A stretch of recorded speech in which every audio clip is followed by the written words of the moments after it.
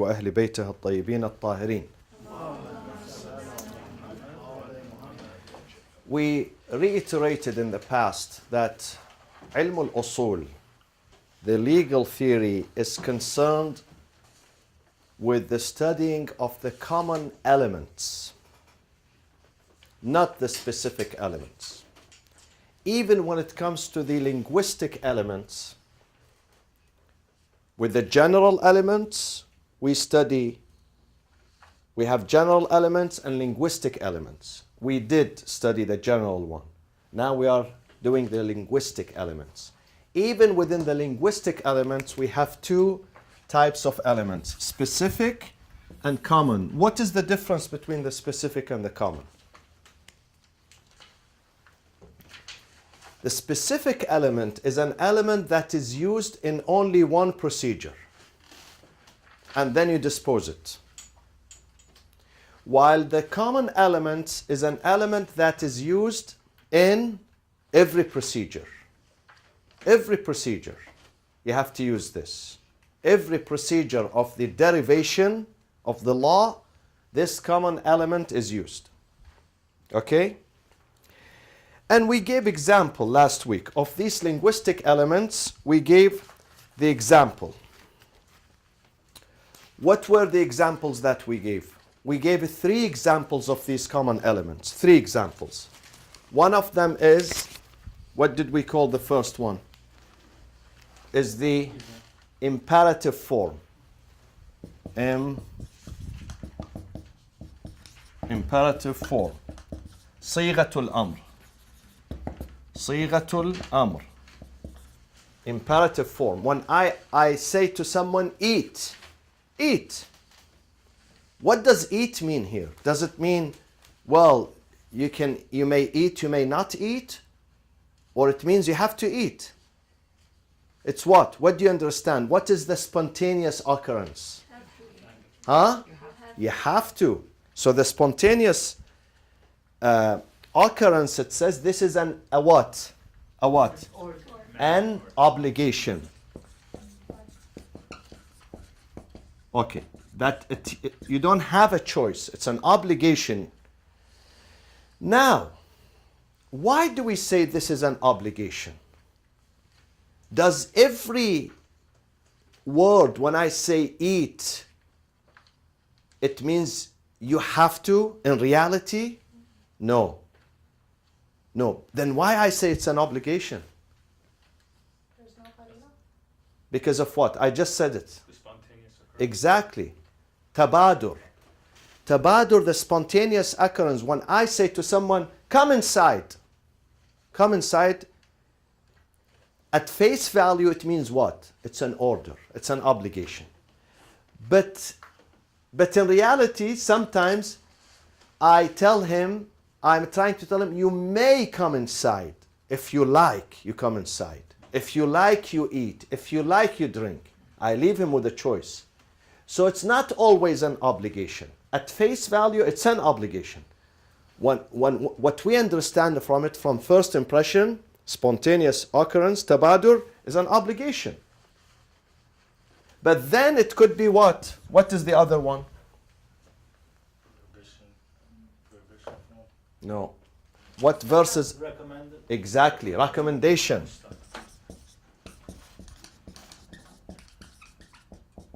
Recommendation. Mustahab. This is wajib. This is wajib. And this is mustahab. So I leave you with the choice. Although I want you to eat, but I leave you with the choice. If you don't eat. Okay? So this is, but now, the difference between this and that. What type of usage is this and what type of usage is that? That's literal usage, that's metaphorical. Exactly. This is a literal usage. While this one, metaphoric usage. Literal, it means when I say to someone, stand. The literal meaning of standing that you must stand. However, it could be not literal. I could harbor another intention. I could harbor another intention other than obligation, and that intention is I'm recommending for you to stand. So not every command is an obligation. Yes, with the spontaneous occurrence, it is an obligation. But with this, it is not. So how do I know what he needs? What he's asking me? Is he really serious or he's giving me the choice? How do I distinguish between the two? Exactly. Context. Qarina. I have to give him qarina, a context, an indication that, listen, this is not an obligation. This is recommendation. And sometimes this qarina, this context, we said it is connected, muttasila, and sometimes it is munfasila, separated. The same thing we said about the imperative form, we say about what? The prohibitive. Are you with me? What is the opposite of the imperative? Prohibitive form.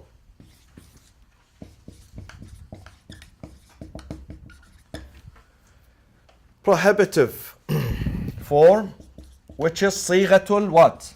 What do we call it? Sighatul nahi. When I prohibit you, don't eat pork, don't drink alcohol. Sighatul nahi, don't. Okay? Again, this prohibitive form, it could be used in two ways.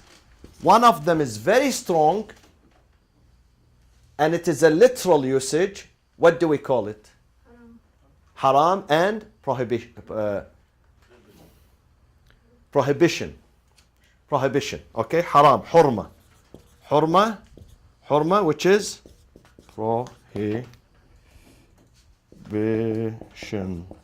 prohibition. Hurma. Which is a literal usage. Why? Because it's a literal usage, my friends. Why? Because no other context. Exactly. When I say to someone, no, he must take me serious. Unless I have an indication that I am not serious. So if I am not serious, I must give him an indication. I must state that. Otherwise it will be literal usage. Okay? Literal usage is what in Arabic? Who can tell me? Hadil, what is literal usage? Literal.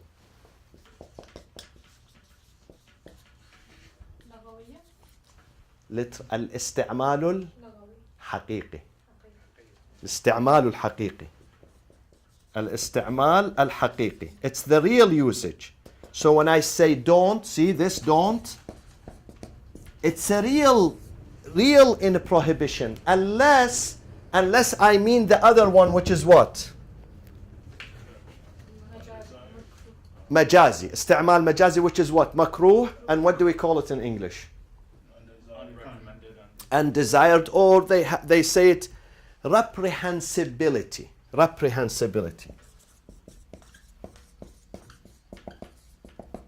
Very long. Reprehensibility, which is al-karaha, and which means it is a metaphoric, not literal, metaphoric usage. Okay? So this is what we studied last week. And remember, my friends, always remember, don't forget. How do I know that the imperative form means an obligation and the prohibitive form means prohibition? What? God tells me this? Or something else? Reason. Tabadur, exactly. Because this is in any language, whether you say it in Japanese, in Chinese, in Urdu, in Vietnamese, when you ask someone, he must take you seriously, unless otherwise stated. Unless he says, listen, I'm giving you a choice. If you can't do this, there is a getaway. Okay? But first, he must take me serious. And this is what we say to God. We tell him, God, you want me to pray, you have to state that I must. Otherwise, if you leave it for me, then you have to bring a context. Because I always take you serious. This is why in the Quran, when you read the Quran, when the Quran speaks about the literal usage, whether it is صيغة الأمر, which is imperative or prohibitive, okay? Allah says, أقيموا الصلاة وآتوا الزكاة. While when it comes to your parents and ihsan and wholesomeness and charity, He puts a context that you realize that this is not wajib, but it is highly recommended. Mustahab, highly recommended. The same thing about hurma. When it comes to zina, وَلَا تَقْرَبُوا الزِّنَا. He say it very, very seriously. So I know this is really prohibition.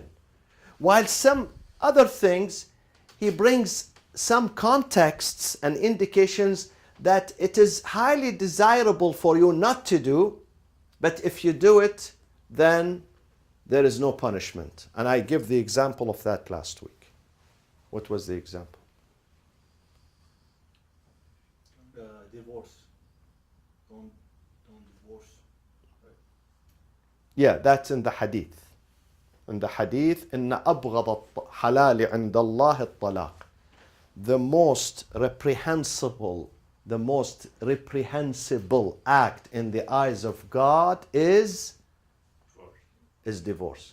But yet Allah says, well, if you reach a deadlock, then I'm not saying no, because you have reached a deadlock. Although I hate it, but at the end, I will give you that choice. If you can't, if your life is not moving forward, you can divorce. And then I gave another example when Allah said something to Adam. Exactly. وَلَا تَقْرَبَا هَذِهِ الشَّجَرَةِ وَلَا تَقْرَبَا. And we said this nahi, this prohibition was what? What do we call it? Categorical. Aha. Irshadi, which is guidance. Not Mawlawi. Not a military order. Are you with me? It's not I'm not saying if you touch the tree, I'm going to cut your hand. No, you're going to lose your privileges. If you want to enjoy these privileges here, don't approach the tree. It's not ma'siyah. So if it is not disobedience, what is it then? We have two types of non-recommended, non-desirable things. One of them is disobedience. This is disobedience. Disobedience entails what? Entails what? Consequence, punishment. Okay? But there is a lesser degree of disobedience which does not entail punishment, but entails the dissatisfaction of God. He would not punish you. He would stop short of punishing you, but he doesn't like you to do that. What do we call it? This is ma'siyah. Remember, this is in Arabic, ma'siyah. But the second one is what?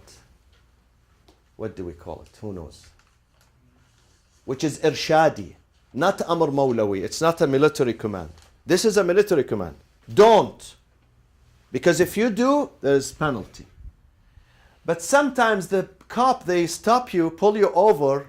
They don't give you citation. They give you what? Warning. So this is a warning here. Entails warning. Not citation. So what is it? With that one, when the cops, they pull you over because of speeding. But sometimes you don't speed. Sometimes you break the law, but it does not reach to the level of speeding. Like what? Give me an example. When they give you a warning. Tail light goes out.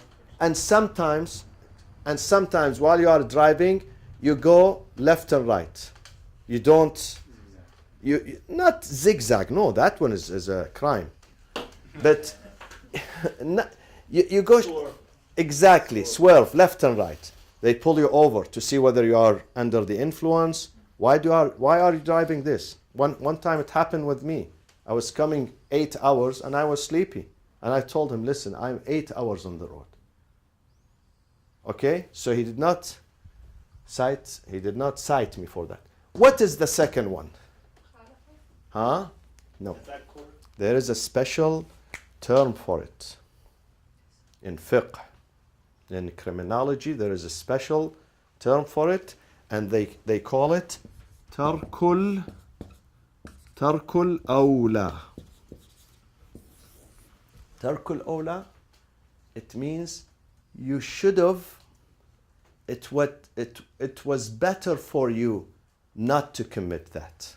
It's not a disobedience, but something that it was not befitting your character, but you did it. Tarkul awla. What is it in English? Say it. Ma adri. Wallah, I don't know. It's Maybe there's no. it's not befitting. You did not do what you were supposed to do.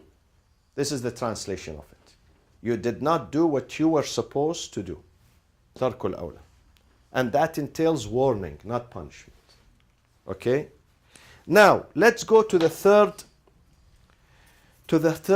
common elements. Remember, we are still in the common elements, huh? Don't go away. We are still in the common elements, and we said the third one is what? The third one is absoluteness, itlaq. And what do we mean by itlaq? We mean that when I say to my son, I tell him, son, I want you to honor neighbors. I leave it open, neighbors. Could he come to me and tell me, Dad, I went and I honored the neighbors, but only the Muslims? Did he listen to me precisely? No, he didn't, because I said to him, Daddy, I told you neighbors. I didn't say the Muslim neighbor. I said neighbors. Anyone who is a neighbor, you don't look at their religion, you don't look at their gender, you don't look at their color. As long as he is a neighbor, you honor him. This is itlaq. Now, if I want him to honor only the Muslims, is it his responsibility to outline that, or the speaking person's responsibility to outline it? It is my responsibility. If I don't do it, then I can't blame him. If I want to put a qualification on that, limitation on that, then I have to tell him. I have to tell him, honor only the Muslim neighbors. I have to make it clear to him. Otherwise, I cannot charge him and tell him, listen, I told you should have known. He says, how do I know? I can't read your mind. You have to tell me. Okay? You have to tell me. Therefore, itlaq, absoluteness, means that the freedom of the sentence or the command or the word from verbal what? Limitation or qualification. Write this down, please. Absoluteness means, because I'm going to ask you in the test about this, the meaning of absoluteness. The meaning of absoluteness is the freedom of the word. The freedom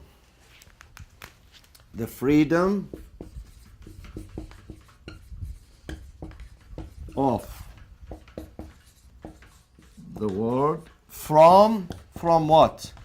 Verbal. Sometimes not necessarily verbal, written. Written what? Qualifications.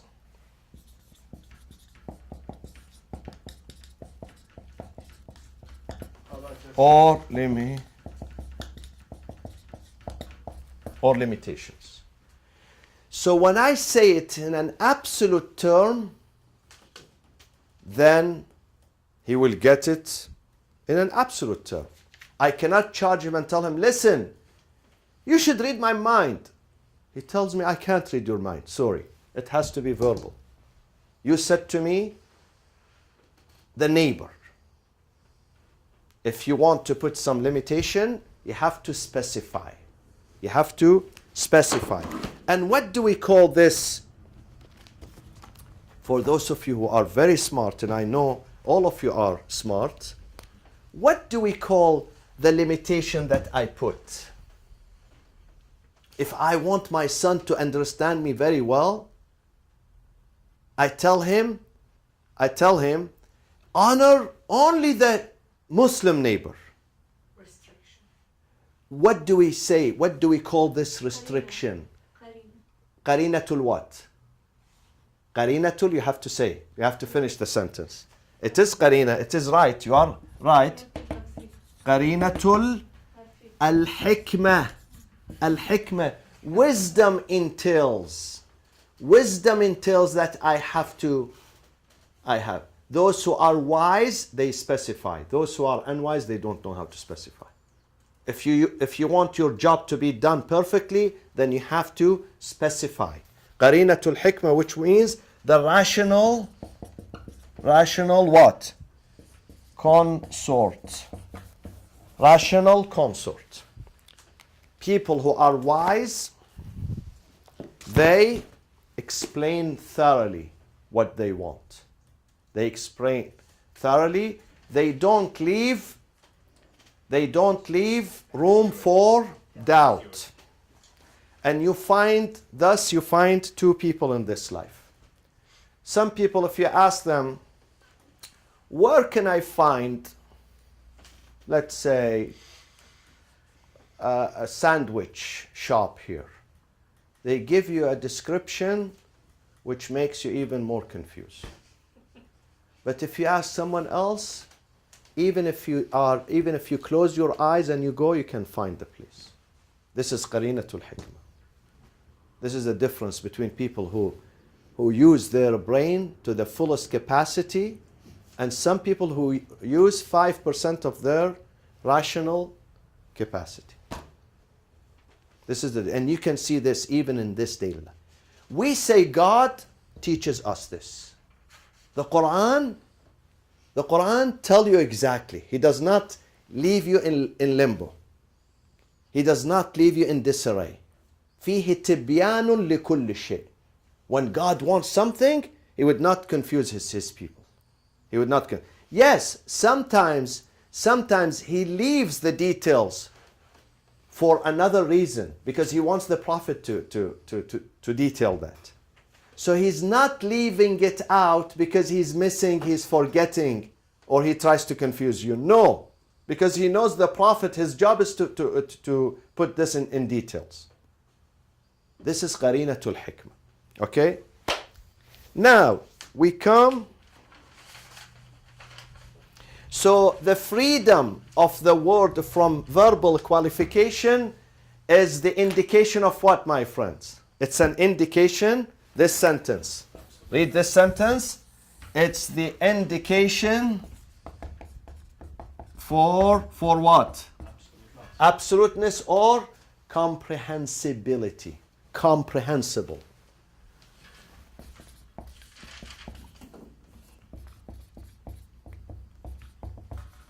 Comprehensibility. It's comprehensible. Therefore, this hukum, this ruling is comprehensible.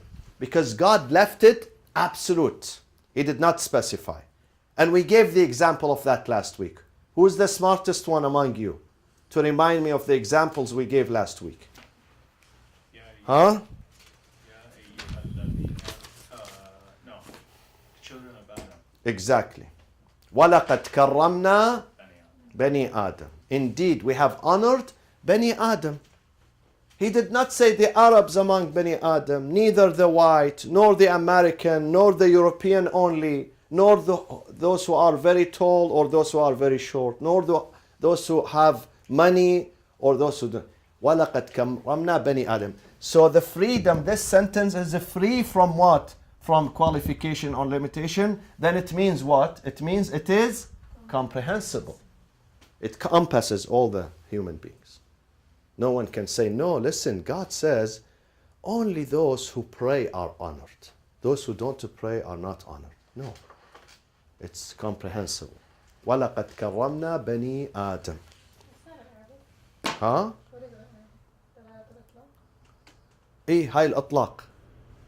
الإطلاق, yes. الإطلاق. Comprehensibility or absoluteness هو الإطلاق. إيه. الإطلاق when it is free from any attachment. Free from any limitation. علامة الإطلاق. دليل الإطلاق. Okay? Now we come to the fourth one. So far we read what? صيغة imperative form, صيغة الأمر. And after صيغة الأمر, صيغة النهي, prohibitive form. And the third one, al-itlaq. What is the fourth one? Adawatul umum, which means the particles of generality. The particles of generality. Also, the particle of generality is one of the what? One of the what? Tell me, help me. One of the what? Common element? Exactly. One of the common elements used. Used in what? We are talking about what?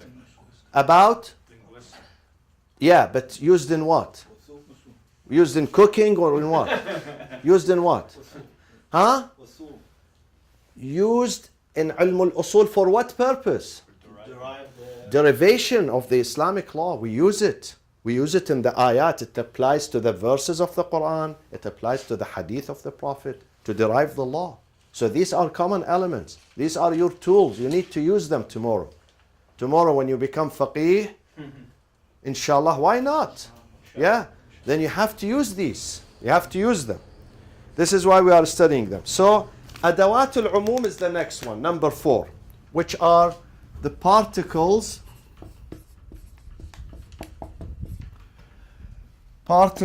of generality. Adawatul Umum. Adawatul Umumi. Okay. What is Adawatul Umum? Adawatul Umum, an example of them in Arabic is kull. Kullu. Kullu. Kull or kullu. Which is what? In English it translated into what? each or all. Everyone? Every. Kull means every. Okay. Now, either if I want to say something, I have two ways of saying it. Either I use the negative way or the positive way. The negative way, if I want to say, respect the students here. If I say someone is coming, I tell him respect the students. I can say respect the students. I say it in an absolute term. But then, this is the negative way of saying it. The positive way, when I want to put more emphasis on this, what should I add to the sentence? Huh? Exactly. I add respect every student. This is more emphasis. So no one would tell me, yeah, but I thought you don't like Umid because he's sitting there and you don't like this, so I didn't respect them.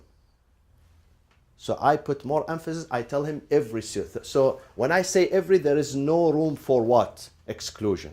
No room for exclusion. I don't give him any excuse to exclude anyone.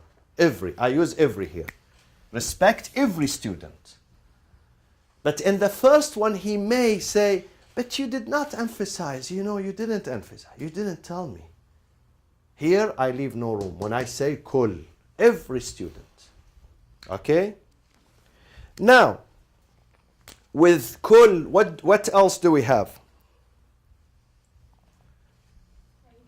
Jami'. Jami' also. Jami' is what? All. And we have kaffa. Kaffa, which means what? Everyone. Entirety. Okay? These are also used in, these are the particles, they call them these things, 1, 2, 3, and many others. They are used to generalize, not to limit. Not to limit, to generalize. Okay? You use these tools, these particles, these adawat. Use them there. Now, the example of that in the Quran. The Quran says in Surah Saba, this is one example, 34, Surah Saba, chapter, verse 28. وَمَا أَرْسَلْنَاكَ إِلَّا كَافَّةً لِلنَّاسِ بَشِيرًا وَنَذِيرًا. O Muhammad, we sent you nothing but كَافَّةً لِلنَّاسِ. كَافَّةً لِلنَّاسِ. بَشِيرًا, a bearer of glad tidings, وَنَذِيرًا, and a warner. For all mankind, كَافَّة. Not just for the Arabs, not only for the people of Mecca, for the universal, كَافَّة. See, this is particle of generality. This is in the Quran. So what does this mean in this case? Is Muhammad regional messenger? Local messenger? Is he a messenger only for the Arabs? Is he only for the Muslims? No. كَافَّةً لِلنَّاسِ. For mankind. Entirety of mankind. See, kaffa is entirety. Linnas, mankind. Yes, Iman. Sayyid Kaffatan. I mean, what is the difference when you say Linnasi Kaffatan or Kaffatin Linnas? Okay. There is an emphasis. This goes into the Arabic literature and the eloquence. Sometimes you bring kaffa before linnas. This has more emphasis. Whereas if you say linnasi kaffa, less emphasis, 80% emphasis. This is kaffa, you put entirety of people. So before I thought This is Kaffatan- 100%. Because I thought when Kaffatan before the Nas, Mhm. it's like you're for everything, not for the Nas, like everything, All the creatures. All the creatures. or Kaffatan, like all teaching, all the deeds, everything. But when it comes to Nasi Kaffatan, so then there's all humanity. You know what I'm saying? I know, but in this verse, we sent you. We sent you for all mankind as a bearer of glad tidings and a warner. So Kaffatan still goes back to the people, not to the Prophet sallallahu alaihi wasallam. Because Yes. I thought it goes No, back to the no. Prophet. In this context, it means entire mankind. Entire mankind, without any exclusion. You are not regional. You are not just for the Arabs. Neither you are only for the Muslims. This is why I don't want to go into that subject. It's a bit sophisticated. Even the Christians, the Jews who hear about the Prophet and his message, and if they don't follow, they are accountable. Because they already heard. He came to them all.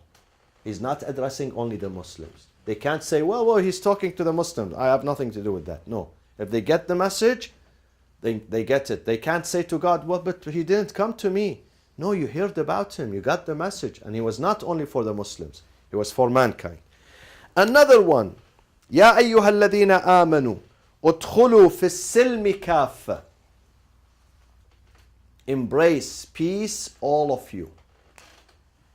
Again, this is kaffa, is all of you embrace peace. Not just 80% of the people embrace peace and 20% they go embrace violence. ادخلوا في السلم كافة. The entire society. Okay?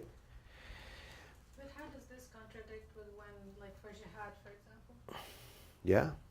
he's telling them to go for all of them, not all the time. Yeah, because also jihad sometimes you must go all of you for fighting, but if the leader tells you now it's time for peace, then all of you have to believe in the ceasefire. Okay?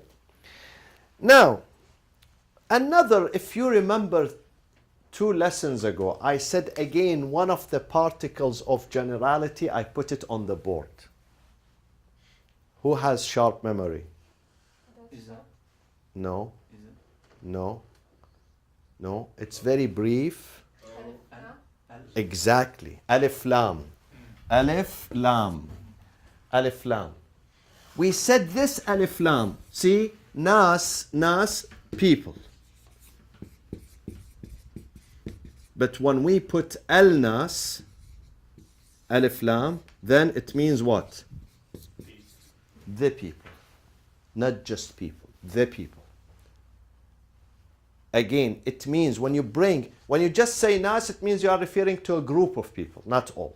Once you put alif lam, then it means you are generalizing. And this is also in the Quran. Where is it in the Quran? Can you give me an example? We just said it now. Kaffatan linnas.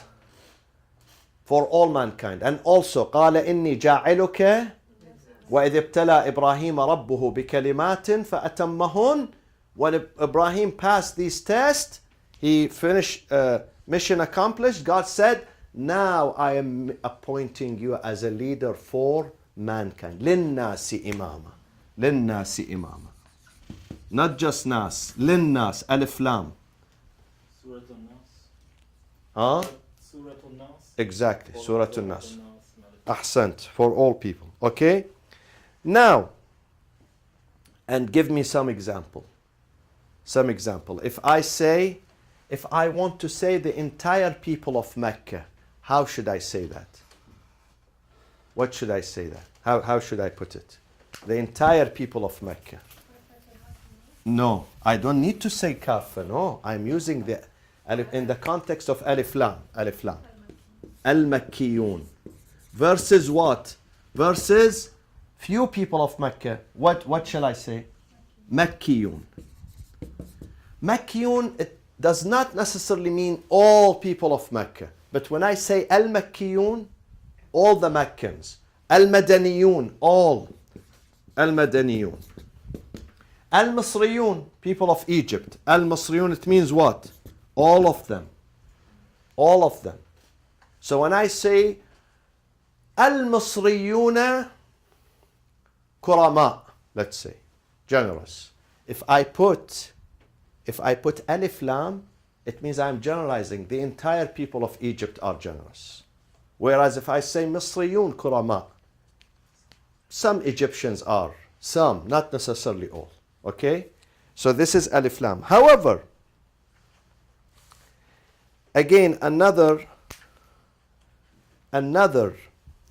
verse in the Quran which has the article Ya ayyuhal ladina amanu, all who you believe, awfu bil uqud. Awfu, fulfill.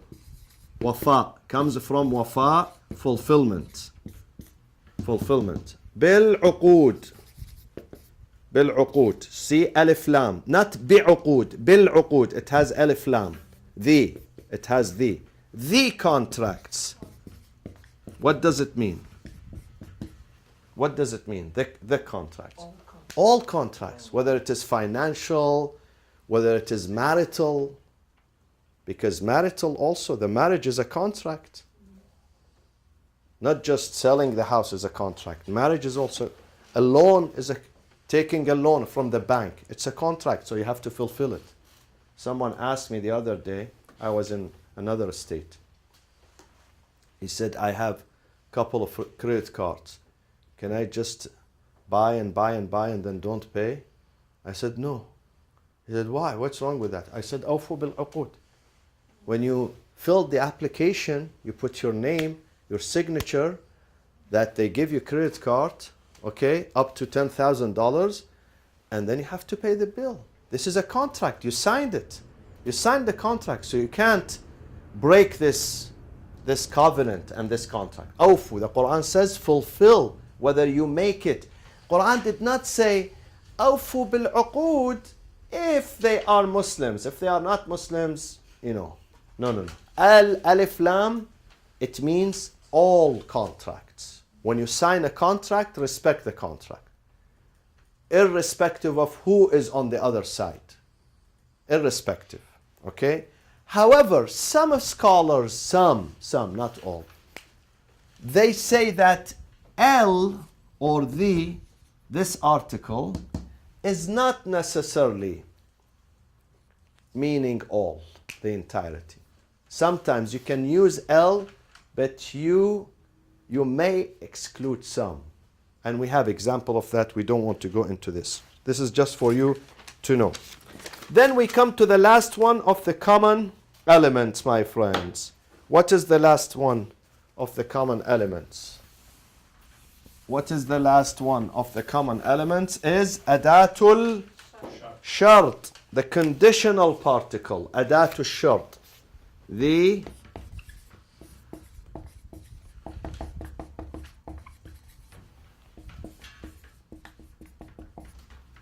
conditional particles. Adatul shart. What is adatul shart?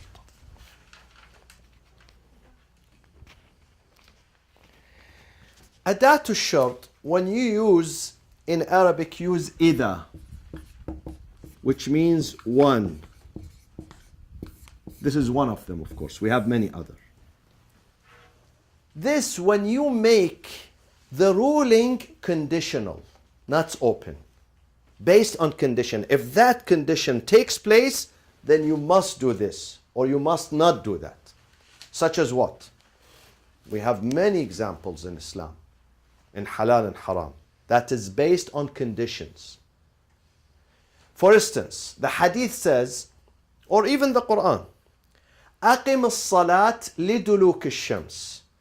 You may establish the noon prayers when the sun moves from the zenith, from the middle of the sky. As soon as it moves from exactly 1 second after moving from the middle of the sky, you must pray the dhuhr. It is time for dhuhr. إذا زالت الشمس إذا زالت الشمس فصلي.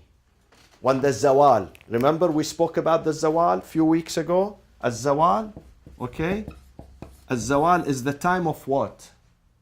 Dhuhr, the noon prayers. So إذا, they use إذا زالت الشمس, the sun, فصلي. So إذا, it is a conditional. It means if it not, then it's not time for salat. Can someone pray? Today salat was 12:07. 8? Maybe in Irvine 12:08. Okay.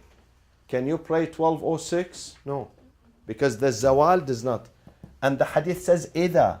It is conditioned. It is conditioned. Okay?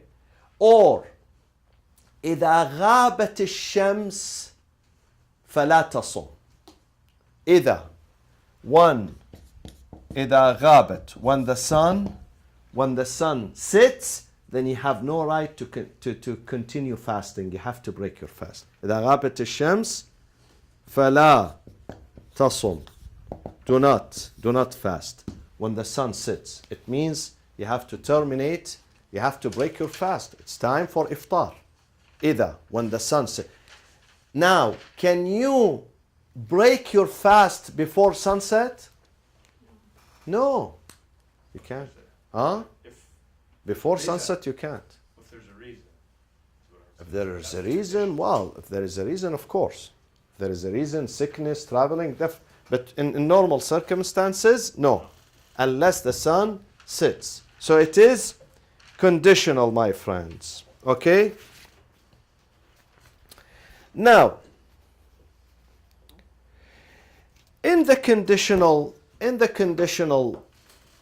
sentence, we learn a premise, and that premise you may use it anytime, not just in usul. You may use it in your life.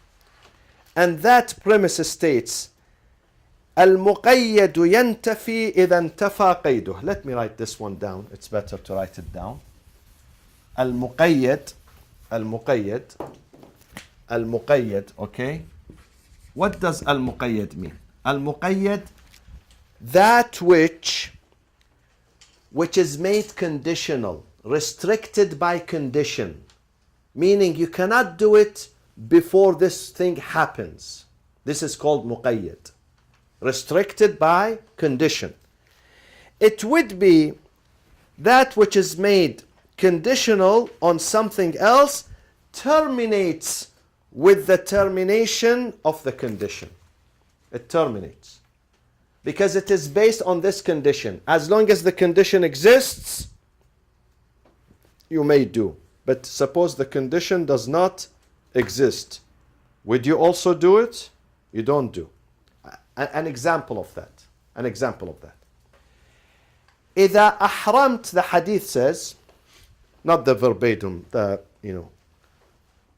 general meaning of the hadith. It says, once you consecrate for ihram, if you are going for umrah or hajj, you put on the ihram, you say, uhrimu, I begin the journey of consecration qurbatan for umrah or for hajj. Okay? Then don't approach your wife. Don't have a marital relation. If you consecrate, or when you consecrate, remember one, either, one. It is conditioned. You don't approach your wife neither with verbs, nor with looks, nor with touch, as long as you are in the state of ihram. Now, some people think that this is perpetual, especially those who don't like their wives, Believe me. They say, Sayyid, this is forever? I say, no, unfortunately, it's only 1.5 days. Then you have to go back to her. So this one, al-muqayyad, it was conditioned by what? By the state of what? Ihram, consecration. Once you are outside the state of ihram, after a few hours, then you have to go back to your wife. Okay, because the condition has terminated. Then what has been conditioned also is going to be terminated too. Remember this sentence, huh? Remember it because we use it. Al-muqayyad yantafi إذا انتفى قيده. Al-muqayyad yantafi إذا انتفى قيده. Meaning, that which is made conditional, which is this, that which is made conditional is going to terminate when the condition terminates. When its condition terminates, itself is going to terminate too. Okay? Now, and we have many examples of that, by the way.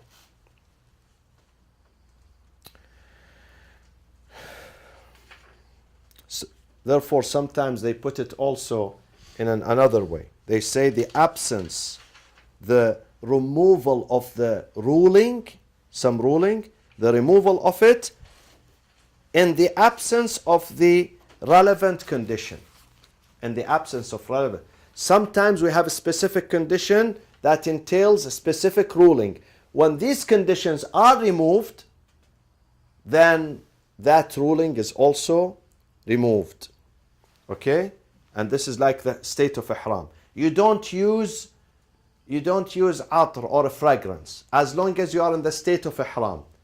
But in that state of ihram or consecration, when it ends, also the restriction will end. It means you can use the atr. You can use the fragrance. Okay? Now, my friends, sometimes this sentence, which is al-jumla al-shartiyya, the conditional sentence, it has two parts, part A and part B. Part A, it says, if you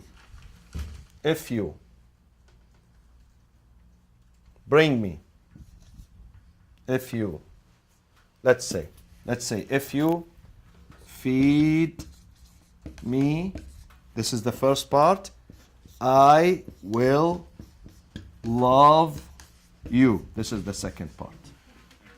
If you feed me, I love you. Okay? This is the spoken one. The spoken one. But it implies another meaning.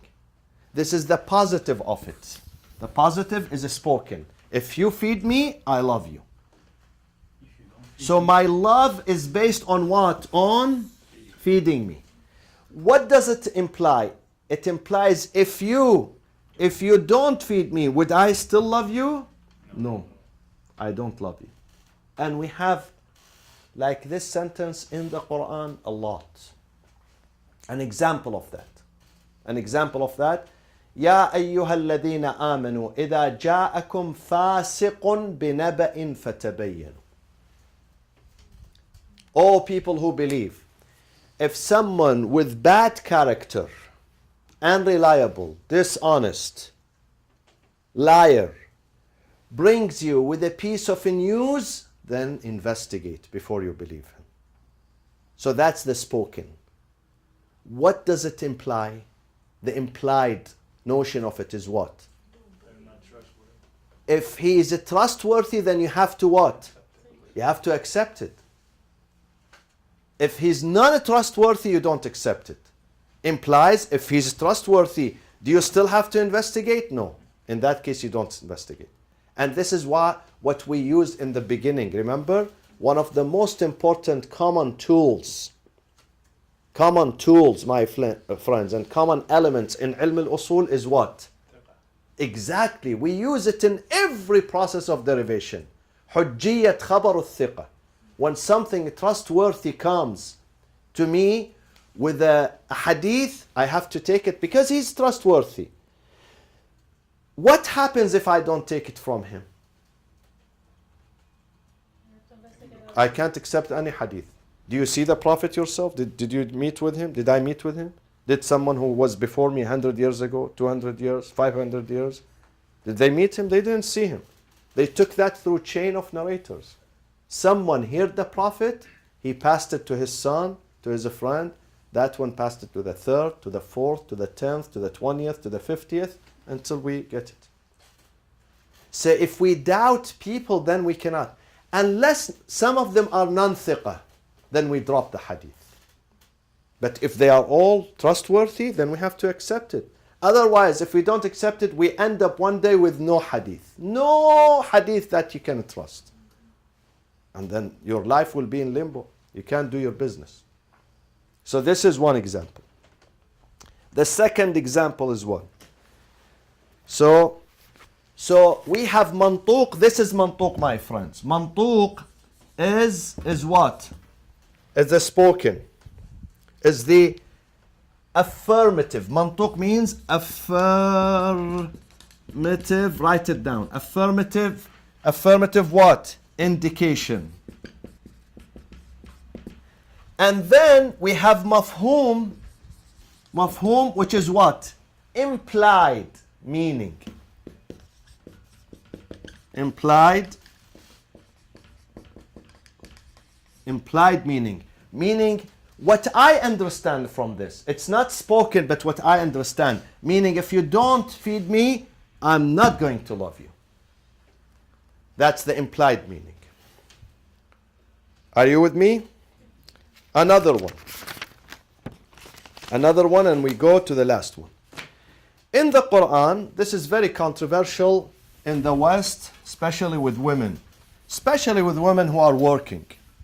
Now, if some of them are, housemakers, they don't have problem with it. But those who make money, they are concerned about this. The Quran says, الرجال husbands, الرجال قوامون على النساء بما فضل الله بعضهم على بعض وبما أنفقوا من أموالهم. Men, husbands, have a degree of responsibility, قوامون, over wives because they spend, because they are breadwinners. That is the affirmative what? Indication. We understand it. They have a degree of responsibility above. A degree of responsibility above women, above wives, because they are breadwinners, because they spend. What is the implied indication here? Or the implied meaning? Exactly. If they don't spend, if they are not breadwinners anymore, do they still are qawamun? They have a degree of responsibility? Huh?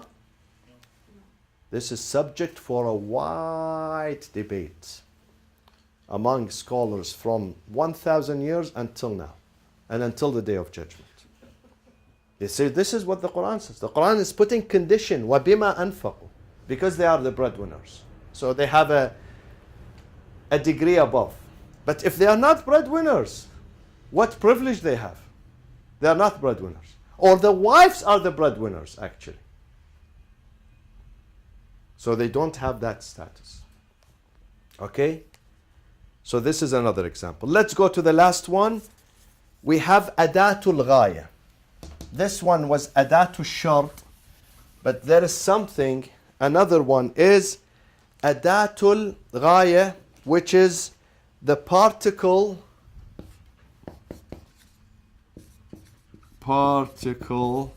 of duration. Is this number 6, Sayyid? No. This is within number 5. Within number 5. Adatul Ghaya. This is within number 5, similar to this. Not 100% similar. The Quran says an example of that. An example, Adatul Ghaya, particle of duration. See, duration, which is till or until. Which is what in Arabic? Until is what? Hatta. Hatta. The hadith says, Som hatta taghibu shams. Som, continue your fasting. Som hatta, until the sun sets. Taghib الشمس. Okay, my friends? Hatta, until the sun sits. Meaning that this is the affirmative indication. Meaning that after the sun sets, am I allowed to continue my fasting? No, not anymore. You are not allowed. You have to break your fasting. Unless there is no food, you are in the airplane, you are in the desert, then. But if there is a food, you must eat. You can't continue. You can't say, I'm still fasting until 11 p.m. and the sun sets, let's say, at 8 p.m. You can't. Okay? This is Adatul Ghaya. Until. And also, ila, used for duration. Ila, it means until also. Until. Which is found in the Quran in Surah Al-Baqarah. Regarding fasting. This is one of the disagreements between the Shia and the Sunnis. Sunnis break their fast exactly at sunset. The Shias, they say no.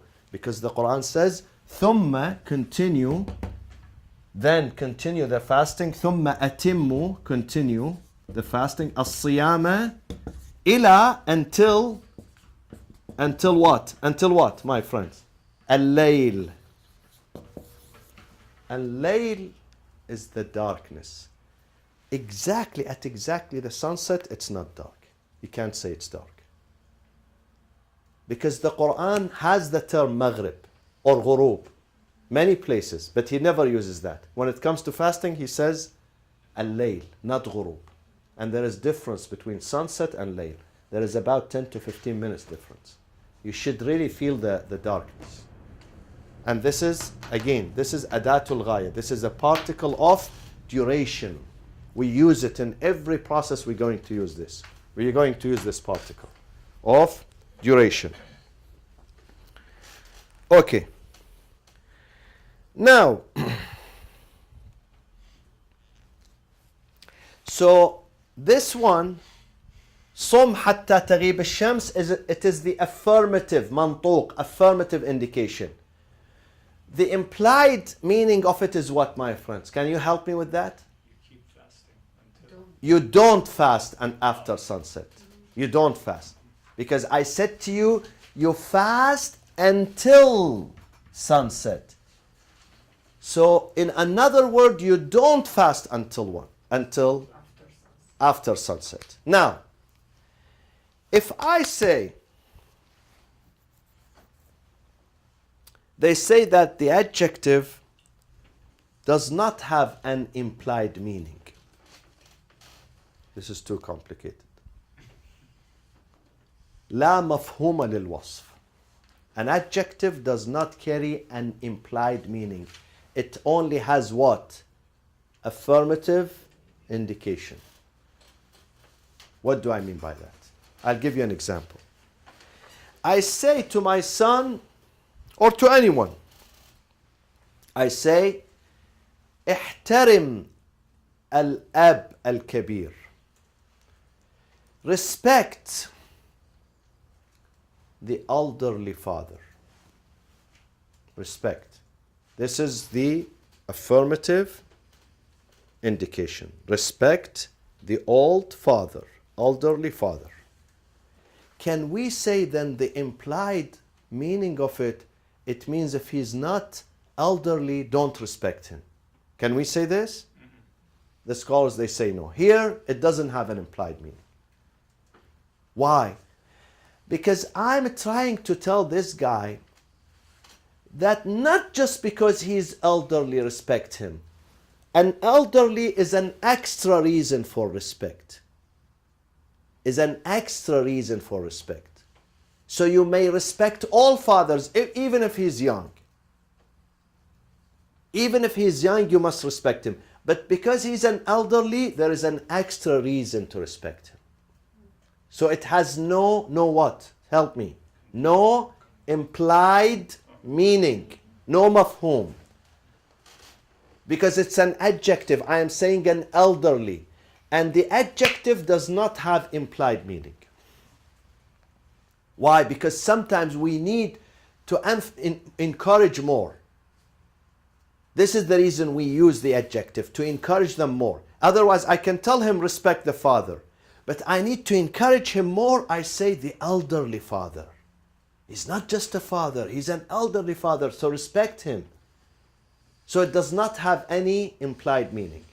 No one can tell me, but the Sayyid said only the elderly. My father is not elderly. He's young. He's in his 30s. So I should disrespect him. No. I said elderly to encourage you more. But you have to respect all fathers. And we will continue on this inshallah. وصلى الله وسلم على سيدنا محمد وأهل بيته الطيبين الطاهرين.